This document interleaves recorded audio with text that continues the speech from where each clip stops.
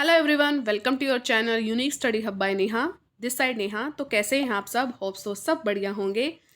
जैसा कि आप सबको पता है कि अगर आप चैनल से नए जुड़े हैं तो मैं आपको बता दूं कि हमारी सिविक्स की क्लासेस चल रही हैं, जिसमें मैंने आपसे भाग 1 और भाग 2 के बारे में डिस्कस कर लिया है। तो अगर आप चैनल से नए जुड़े हैं तो पहले की सारी वीडियोस देख लीजिए और फिर आज की वीडियो देखिए। इसके बाद ही आप सबको जो है संविधान समझ आएगा, कहाँ से स्टार्ट हुआ, प्रस्तावना, भाग 1, भाग 2।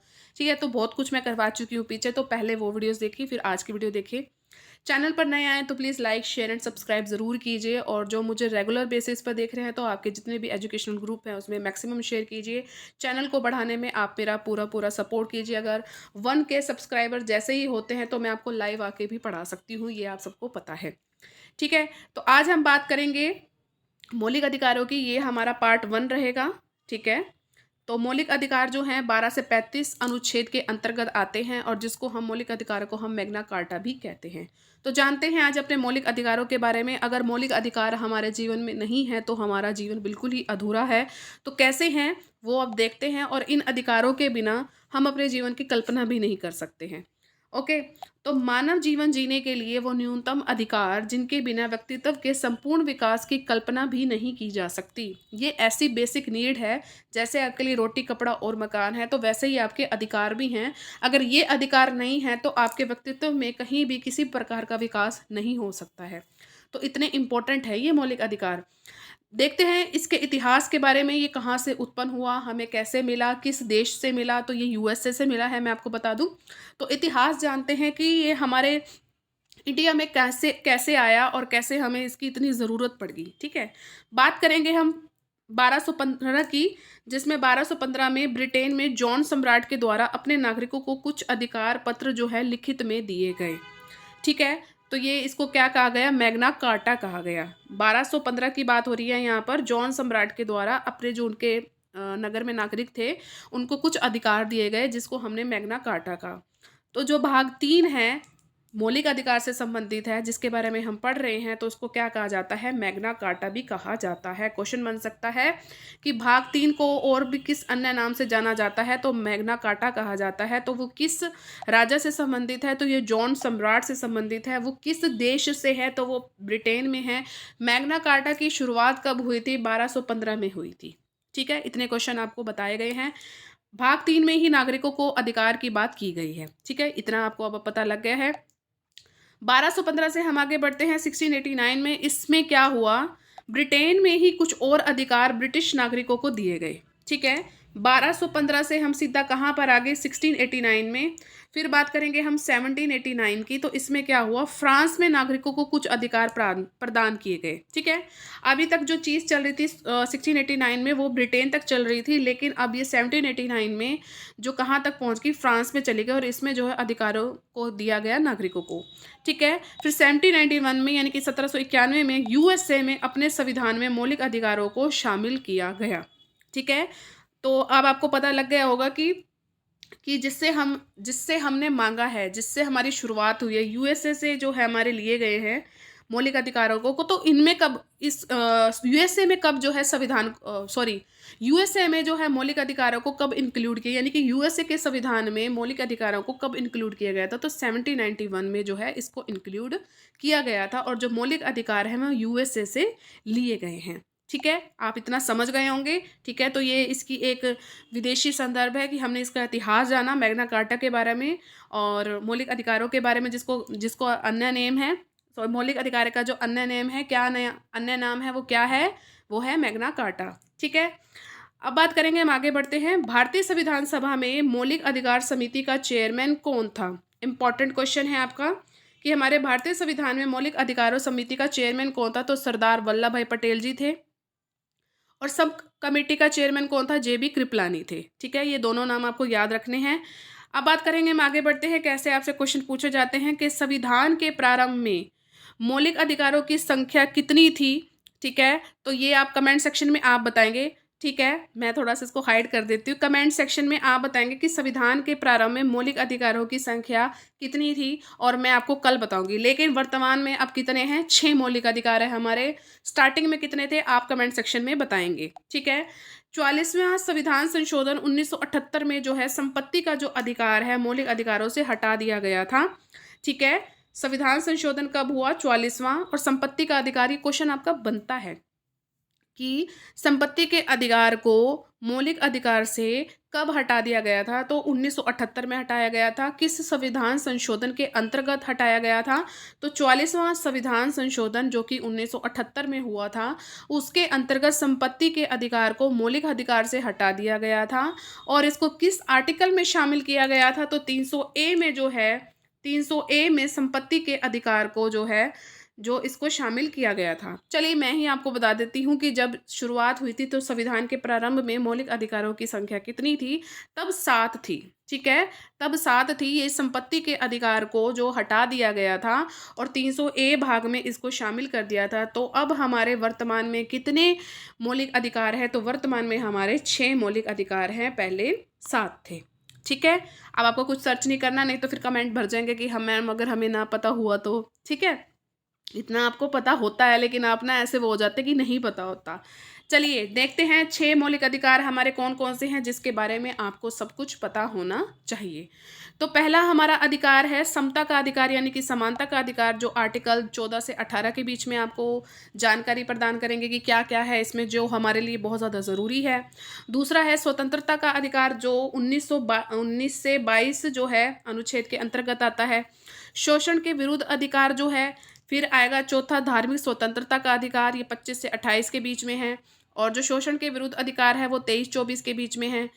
संस्कृति और शिक्षा का जो अधिकार है, फिर आएगा संवैधानिक उपचारों का अधिकार, ये 32 तक आएगा। तो आज जो हम पढ़ेंगे समानता का अधिकार, स्वतंत्रता का अधिकार, शोषण के विरुद्ध अधिकार और धार्मिक स्वतंत्रता का अधिकार। ठीक है, आज हम ये 4 मौलिक अधिकार अपने इस लेक्चर में कंप्लीट करेंगे। फिर 5वां और 6ठा जो है मैं आपको कल करवाऊंगी, और साथ में ही आपको भाग 4, हम भाग 3 पढ़ रहे हैं ना, तो भाग 4 भी आपको कल ही स्टार्ट करवा दूंगी, जो होगा राज्य के नीति निर्देशक तत्व। जरूर सुना होगा आपने, तो भाग 4 को मैं कल कंप्लीट करवा दूंगी। और जो मौलिक अधिकार मौलिक अधिकार जो है हमारे जो कंप्लीट करने हैं वो मैं कल करवा दूंगी। मेरे माइंड में मौलिक कर्तव्य चल रहे थे। ठीक है, चलिए।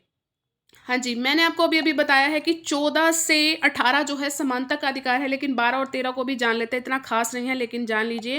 राज्य में ही की बात की जा रही है कि राज्य में किस प्रकार की सरकार होती है, केंद्र सरकार, राज्य सरकार और क्षेत्रीय सरकार, इतना इंपॉर्टेंट नहीं है। आर्टिकल 13 में ऐसा खास क्या है कि संसद ऐसी कोई भी विधि नहीं बनाएगी जिससे मौलिक अधिकार क्या हों, सीमित होते हैं। ठीक है, ऐसी कोई विधि बना ही नहीं सकती संसद कि जिससे मौलिक अधिकार हमारे सीमित हो जाएं। ठीक है, तो इतना ये खास नहीं है। चलिए पढ़ते हैं अब हम समानता के अधिकार को, जो आपके 14 से 18 आर्टिकल के अंतर्गत आते हैं। वेरी वेरी इंपॉर्टेंट, आपके क्वेश्चन यहीं से बनते हैं।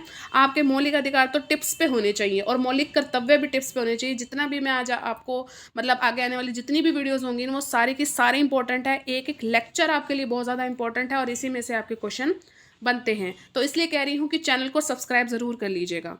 चलिए पढ़ते हैं हम समानता का अधिकार के बारे में। समानता का अधिकार जो 14 से 18 अनुच्छेद के बीच में आता है। अब आपको मैं पढ़ा रही हूँ अनुच्छेद 14 के बारे में। क्या है ऐसा कि विधि के समक्ष समता, ठीक है, कि कानून की नज़र में सभी समान है। कोई भी सामने नागरिक खड़ा है, कानून सबके लिए समान है। ये नहीं है कोई अमीर है तो उसके लिए अलग कानून होगा, अगर गरीब है तो उसके लिए अलग कानून होगा। नो, सभी नागरिक कानून के सामने बिल्कुल इक्वल हैं। तो जो अनुच्छेद 14 है वो क्या बताता है कि विधि के समक्ष समता। ये हम समानता का अधिकार पढ़ रहे हैं और 14 से 18 जो हैं अनुच्छेद हम इसके अंतर्गत पढ़ेंगे। तो 14 मैंने आपको बता दिया। अब 15 जो है पढ़ लेते हैं। 15वां अनुच्छेद क्या कहना चाहता है कि धर्म, मूल वंश, जाति या लिंग, जन्म स्थान के आधार पर किसी प्रकार का कोई भेदभाव नहीं किया जाएगा। ये आप कहीं भी किसी भी तरह से किसी भी तरीके से किसी के भी साथ आप कोई भेदभाव नहीं कर सकते, चाहे वो किसी भी जाति का हो, किसी भी धर्म का हो, हिंदू, मुस्लिम, सिख, ईसाई, वटेवर, लिंग हो, मेल हो, फीमेल हो, या थर्ड जो जेंडर है वो हो, ट्रांसजेंडर जिसको कहते हैं, जन्म स्थान हो, किसी भी स्थान से हो, आप किसी भी प्रकार का कोई भेदभाव नहीं कर सकते। अगर कोई भी दुकान खोलना चाहता है तो उसको भी आज़ादी है। ये नहीं है कि वो किसी भी जाति का है तो वो नहीं खोल सकता। कोई भी किसी प्रकार का कोई भी काम कर सकता है, किसी भी प्रकार का कोई भेदभाव नहीं किया जाएगा। 16वें अनुच्छेद में क्या है कि राज्य लोक नियोजन के विषय में सभी नागरिकों को एक समान अवसर उपलब्ध करवाना। जितने भी प्रकार के लोक नियोजन होते हैं, लोक नियोजन किए जाते हैं, उसमें सभी नागरिकों को सभी प्रकार के जो हैं आप अवसर उपलब्ध करवाएंगे। अस्पृश्यता का अंत, वेरी वेरी इंपॉर्टेंट, और ये 15वां बहुत पूछा जाता है आपके जो है एग्जाम्स में। तो अनुच्छेद 17 में है कि अस्पृश्यता का, आपको पता है कि पहले बहुत ज़्यादा अस्पृश्यता थी कि आप किसी को छुओगे, इस जाति को छूना पाप है वगैरह वगैरह, सबको पता है। तो ये भी है। और अनुच्छेद 18 क्या है? उपाधियों का अंत, वेरी वेरी इंपॉर्टेंट। अब जैसे उपाधि क्या होती है, नाइटहुड की आपने जरूर ये उपाधि सुनी होगी, ये किसको दी गई थी? तो ये आपने ज़रूर बताना है, नाइटहुड की उपाधि किसको दी गई थी, तो आप ये कमेंट सेक्शन में ज़रूर बताएंगे, ठीक है। तो ऐसी उपाधियां जो थी महात्मा गांधी जी को भी मिली हैं, और भी लोग हैं उनको उपाधि दी गई थी, राजाओं को भी दी जाती थी। तो अगर आप किसी को उपाधि दे देते हैं ना, तो उसको आप स्पेशल फील करवाते हैं। कहने का भाव ये है, हम तो पढ़ रहे हैं ना समानता का अधिकार, तो ये समानता हुई ही नहीं। आप किसी बंदे को, आप किसी व्यक्ति को बहुत ज़्यादा स्पेशल फील करवा रहे हैं, तो कैसी समानता? आप लाखों की भीड़ है, उसमें आप कह रहे हैं कि भाई इस उपाधि से है, तो उसको तो आप स्पेशल फील करवा रहे हो। तो समानता के अधिकार में जो हमारा लास्ट अनुच्छेद है, अनुच्छेद 18, तो उसमें दिया गया है कि उपाधियों का अंत किया जाएगा, ठीक है। आगे बढ़ते हैं हम, स्वतंत्रता का अधिकार, जहाँ से आपके मैक्सिमम क्वेश्चन बनते हैं। तो 19वां जो आपका अनुच्छेद है, उसके 19A में क्या है? अभिव्यक्ति की स्वतंत्रता, मीडिया प्रेस की स्वतंत्रता, यानी कि आप कुछ बोलना चाहते हैं, आप कुछ करना चाहते हैं, आपको प्रेस की स्वतंत्रता है, आप कुछ भी लिख सकते हैं, आप कुछ भी बोल सकते हैं, अपने आप को अभिव्यक्त कर सकते हैं। तो 19A के जो है अंतर्गत ये आता है। आगे बात करेंगे हम 19B की। इसमें क्या है? शांतिपूर्वक बिना हथियारों के सभा या सम्मेलन करवाने की स्वतंत्रता। कोई भी सभा है या आपका सम्मेलन है, उसमें आपने शांतिपूर्वक ढंग से, कोई भी हथियार आप अंदर लेके नहीं जा सकते, तो यही तो स्वतंत्रता दी हुई है। तो ये 19B के अंतर्गत आती है। 19C में है संघ बनाने की स्वतंत्रता। जो भी आप कुछ करना चाहते हैं तो संघ में करें, तो इस चीज़ की भी स्वतंत्रता है। 19C में है कि देश के किसी भी हिस्से में आवागमन की स्वतंत्रता, आप किसी भी देश में आ जा सकते हैं। इस चीज़ की स्वतंत्रता जो है आपके 19D में दी गई है। 19E में क्या है कि विदेश के किसी भी हिस्से में निवास करने की और बसने की स्वतंत्रता। मैंने आपको कल ही नागरिकता के बारे में पढ़ाया है ना, तो ये भी आज़ादी है हमारे 19E अनुच्छेद में कि किसी भी विदेश के किसी भी हिस्से में आप रह सकते हैं, वहाँ आप बस सकते हैं, वहाँ आप बन सकते हैं, NRA बन सकते हैं, ठीक है। मैंने आपको PR के बारे में भी पढ़ाया है, तो सब आपको पढ़ाया है ना, तो ये सब काम आप कर सकते हैं। 19F में क्या है? संपत्ति की स्वतंत्रता। ये जो संपत्ति की स्वतंत्रता है, जो संपत्ति की स्वतंत्रता जो मैंने आपको भी पढ़ाया, 44वें संविधान संशोधन 1978 के अंतर्गत इसको यहाँ से हटाया गया है और इसको जोड़ा गया है ना, तो यहाँ से इसको हटा दिया गया है। 19G में क्या है? सभी नागरिक अपनी जीविकोपार्जन के लिए कोई भी व्यापार या व्यवसाय कर सकते हैं, ठीक है। कोई भी नागरिक अपने जीवन यापन के लिए कोई भी व्यापार या कोई भी व्यवसाय कर सकते हैं। हर किसी को अपनी आज़ादी है, चाहे वो छोटी दुकान खोले, चाहे वो बैठे अपने पायलट बने, कुछ भी करे, आप किसी की लाइफ में कोई भी इंटरफेयर नहीं कर सकते, ये हमारी स्वतंत्रता है। तो 19G के जो अंतर्गत ये आती है। अगर इस स्वतंत्रता का कोई हनन कर सकता है, अगर कोई हनन कर रहा है, आपको किसी काम से रोका जा रहा है, तो आप सुप्रीम कोर्ट में जा सकते हैं और अर्जी लगा सकते हैं, ठीक है। इतनी पावर है इन मौलिक अधिकारों में, ठीक है। आगे बढ़ते हैं 20वें अनुच्छेद के बारे में। दोष सिद्धि के संबंध में स्वतंत्रता। इसमें ऐसा खास क्या है कि जिस समय अपराध किया गया है उसी समय के कानून के हिसाब से सजा है। ये नहीं है कि अगर आपको मान लीजिए कि पहले के ज़माने में तो अंगी काट दिए जाते थे, ठीक है, या फांसी सुना दी जाती थी, लेकिन अब आपको कहेंगे कि आज जैसे अगर आपने कोई अपराध किया है, मान लीजिए कोई अपराध किया, तो अगर आज आपको कहते हैं कि उम्र कैद देनी है, तो आपको आज के हिसाब से उम्र कैद दी जाएगी। ये नहीं है कि पहले के हिसाब से अगर आपके अंग काट दिए तो आप अंग ही कटवाएंगे, नो।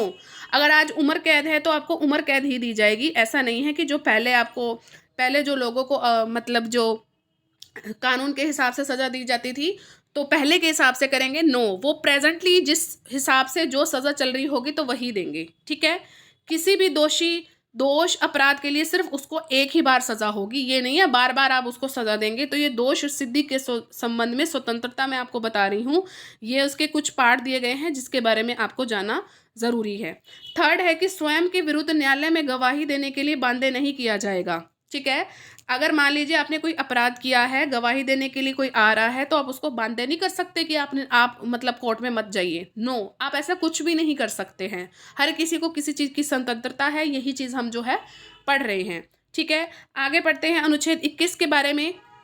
बहुत ज़्यादा इंपॉर्टेंट है ये कि प्राण एवं दैहिक स्वतंत्रता। इसमें ऐसा खास क्या है कि राज्य किसी भी व्यक्ति को विधि की प्रक्रिया के अतिरिक्त अतिरिक्त उसको जीवन और व्यक्तिगत स्वतंत्रता, शारीरिक स्वतंत्रता से क्या वंचित नहीं कर सकता है। बिल्कुल ऐसा कोई भी व्यक्ति नहीं है कि आपको इन चीज़ों से व्यक्तिगत स्वतंत्रता, जैसे आपकी पर्सनली जो स्वतंत्रता होती है, पर्सनली फ्रीडम होती है, उसको कोई भी बाध्य कर आएगा, आपको बाध्य करके चला जाएगा, ऐसा कुछ भी नहीं है। कोई भी व्यक्ति आपको इस चीज़ से वंचित नहीं कर सकता।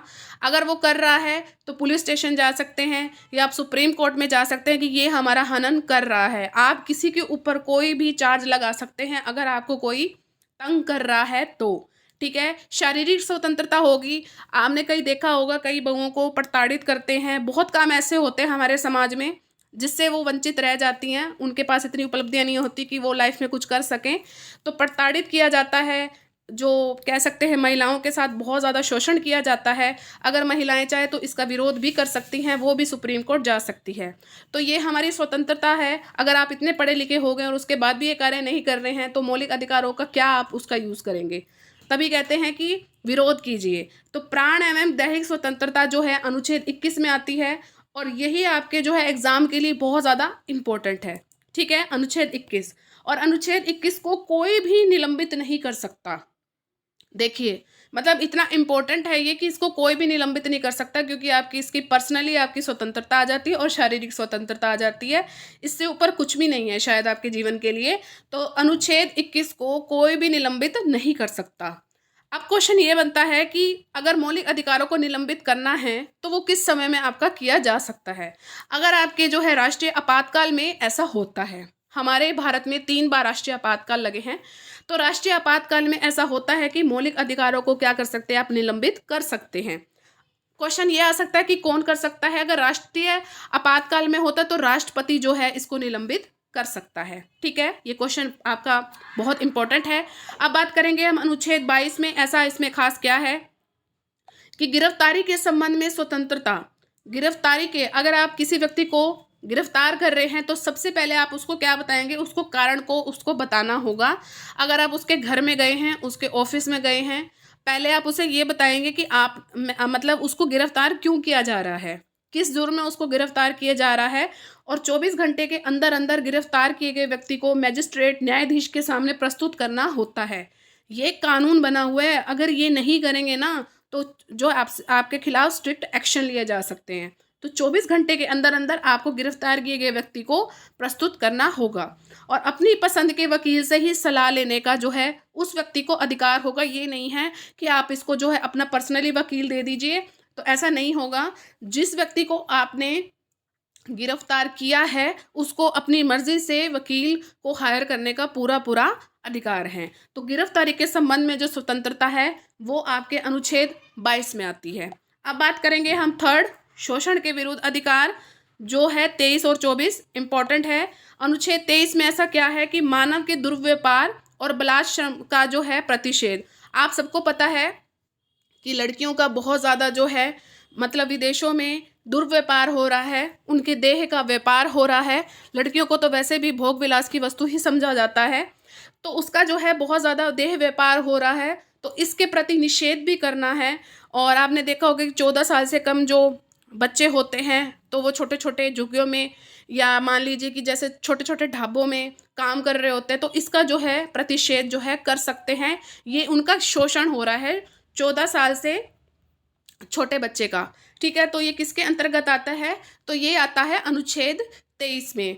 एक मैंने स्टेटस पढ़ा था कुछ दिन पहले, उसमें लिखा गया था कि अगर 14 साल से नीचे का बच्चा है, अगर वो अमीर के बच्चे हैं तो वो कहेंगे कि वो बाल कलाकार है।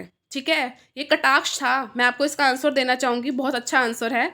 किसी ने कमेंट में लिखा था कि कहा था कि अगर 14 साल से नीचे का बच्चा अगर अमीर का बच्चा है तो उसको हम कहते हैं कि वो बाल कलाकार है। ठीक है। और अगर 14 साल से नीचे का बच्चा है, अगर वो गरीब परिवार से है, तो हम कहेंगे कि उसका व्यापार हो रहा है, मतलब उसका विरोध किया जा रहा है, बलात्श्रम हो रहा है, कुछ भी हम वर्ड यूज़ कर लेते हैं। तो कमेंट में ये आया हुआ था कि वो जो अमीर का बच्चा है वो अपनी प्रतियोगिता दिखा रहा है, उस पर किसी चीज़ का दबाव नहीं है कि उसको पैसे कमाने हैं। लेकिन अगर कोई गरीब बच्चा है और उसको ज़बरदस्ती करा जा रहा है, तो उसे जबरन किया जा रहा है कि तू पैसे कमा। दोनों में बहुत फ़र्क है। ठीक है। तो बहुत अच्छा था, ये भी मैंने आपको बताया। तो अब आपको है बिल्कुल क्लियर हो गया होगा कि शोषण के विरुद्ध अधिकार क्या है। तो अनुच्छेद 23 और अनुच्छेद 24। आगे बढ़ते हैं। इसमें मैं आपको ये बताना चाहूँगी कि धार्मिक स्वतंत्रता का अधिकार, ये लास्ट है हमारा 25 से 28। तो इसमें ऐसा खास क्या है? अनुच्छेद 25 में आपको किसी भी धर्म को अवैध रूप से मानने की स्वतंत्रता है, उसका प्रचार प्रसार भी कर सकते हैं। ऐसा नहीं है अगर आप हिंदू हैं, मुस्लिम हैं, सिख हैं, ईसाई हैं, आप किसी भी धर्म से संबंधित रखते हैं, तो अपने धर्म को आपको प्रचार प्रसार आप कहीं भी कर सकते हैं, आपके खिलाफ किसी भी प्रकार की रोक टोक नहीं की जाएगी। तो ये अनुच्छेद 25 में आता है जो कि धार्मिक स्वतंत्रता का अधिकार है। 26 में ऐसा क्या खास है कि देखिए, नाम से ही आप समझ रहे होंगे कि धार्मिक स्वतंत्रता यानी कि धर्म से ही जुड़ी यहाँ पर आपको सारी बातें मिलेंगी। तो अनुच्छेद 26 में क्या है कि सभी नागरिक अपने धर्म के विकास के लिए संस्थाओं की स्थापना करना, उनका प्रबंधन करना और विधि समझ संपत्ति अर्जित कर सकता है, यानी कि टैक्स फ्री होता है। ठीक है। जैसे मान लीजिए कि कुछ भी विकास करना है, धर्म में आप पे कोई भी काम करना है, उसकी संस्था बनानी है, उसका स्थापना करना है, मैनेजमेंट करना है, तो उसको टैक्स फ्री दिया जाएगा धर्म के नाम पर। ये नहीं है कि हर चीज़ को टैक्स फ्री किया जाएगा। अनुच्छेद 27 में है कि राज्य कोई भी धर्म कर नहीं लगा सकता, विशेषकर किसी दूसरे धर्म के उत्थान के लिए खर्च किया जाना हो। ये नहीं है कि अगर मान लीजिए किसी दूसरे धर्म कोई काम करना चाहता है तो आप उस पर टैक्स लगाए जा रहे हो। धार्मिक कर तो आप किसी भी प्रकार से किसी भी तरीके से नहीं लगा सकते।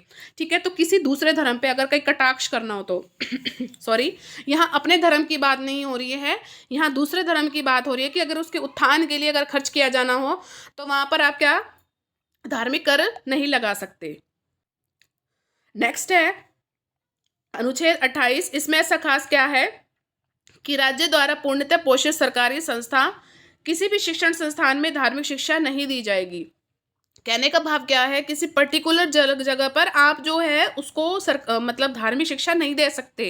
यानी कि हिंदू की अगर आपने शिक्षा दी, कहीं बिठाकर उसको हिंदू का पाठ पढ़ाएंगे, ऐसा कुछ नहीं होगा। किसी भी धार्मिक अनुष्ठान में भाग लेने के लिए उसको बाध्य भी नहीं किया जाएगा।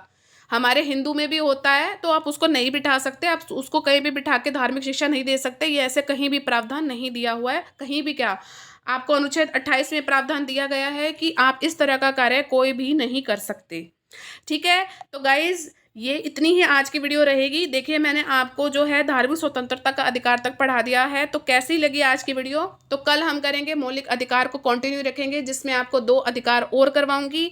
उसके साथ साथ में आपको भाग 4 के राज्य की नीति निर्देशक तत्व, इसको मैं कल बिल्कुल कंप्लीट कर लूँगी। ठीक है।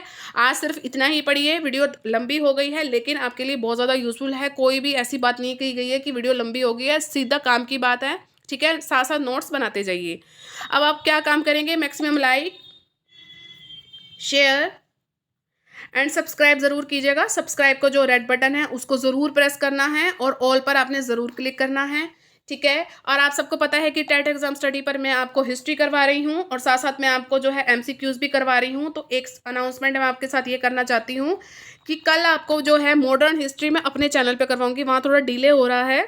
ठीक है। तो डिले हो रहा है, कोई बात नहीं, पर मेरा काम है कि मैं जो मैंने स्टार्ट किया है एटलीस्ट मैं उसको कंप्लीट करवाऊँ। सिविक्स तो मैं जैसे कंप्लीट करवा रही हूँ, सिविक्स मुझे लगता है कि 4-5 क्लासेज होंगी तो हमारी सिविक्स बिल्कुल कंप्लीट हो जाएगी। मेरी कोशिश ये रहेगी कि जो ये पूरा वीक है, ये पूरा वीक जो चल रहा है, इस बीच में मैं आपको जो है मेरी कोशिश रहेगी कि आपको दिन की 2-3 वीडियो दे दूँ और आपकी सिविक्स तो मैं कंप्लीट करवा दूँ। ठीक है। मॉडर्न हिस्ट्री भी मेरी रहेगी, कोशिश रहेगी कि मैं करवा दूँ। और संज्ञा मैंने आपको करवा दी है, सर्वनाम भी मैं जल्दी, सर्वनाम और उसके साथ साथ मैं आपको क्रिया, ठीक है, फटाफट करवाऊंगी मैं।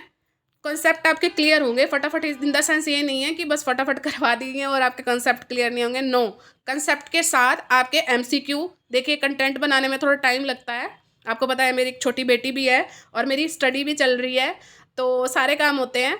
तो मैं आपको बताना चाहूँगी कि सर्वनाम और उसके साथ साथ मैं आपको क्रिया, मतलब एक साथ मैं आपको करवा दूँगी। ठीक है, जो स्टार्ट किया है तो उसको कंप्लीट तो मैं ज़रूर करूँगी। ठीक है, चैनल पर नए जुड़े हैं तो प्लीज़ सब्सक्राइब ज़रूर कीजिएगा, रेड बटन ज़रूर प्रेस कीजिएगा और ऑल पर ज़रूर क्लिक कीजिएगा। मैक्सिमम शेयर आप जो आपके एजुकेशनल ग्रुप्स हैं जितने भी, अपने फ्रेंड्स जो सिविक्स के पढ़ना चाहते हैं तो उनके साथ भी ज़रूर शेयर कीजिए। चलिए मिलेंगे अपनी नेक्स्ट वीडियो में। Till then thank you so much for watching. Bye bye guys and take care.